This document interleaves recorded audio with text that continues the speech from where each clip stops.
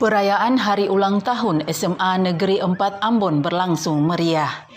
Acara ini dipusatkan di halaman sekolah itu Sabtu 2 Juli 2022. Para alumni dari berbagai angkatan juga hadir dengan menggunakan kostum angkatannya masing-masing.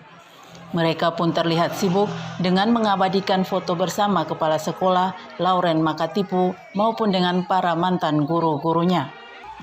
Para guru yang pernah mengajar di sekolah ini, baik yang masih aktif maupun yang sudah pensiun, juga diundang hadir bersama dalam acara sukacita itu. Kegembiraan terasa saat selesai acara syukuran.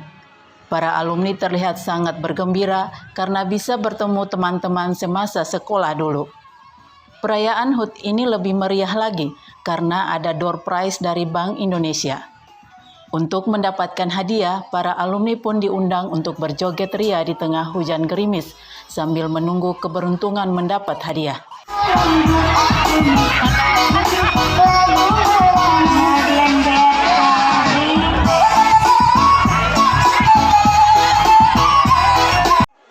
Para alumni pun berharap ke depan nanti acara serupa seperti ini harus lebih meriah lagi sehingga bisa mengundang kehadiran alumni yang ada di luar Maluku.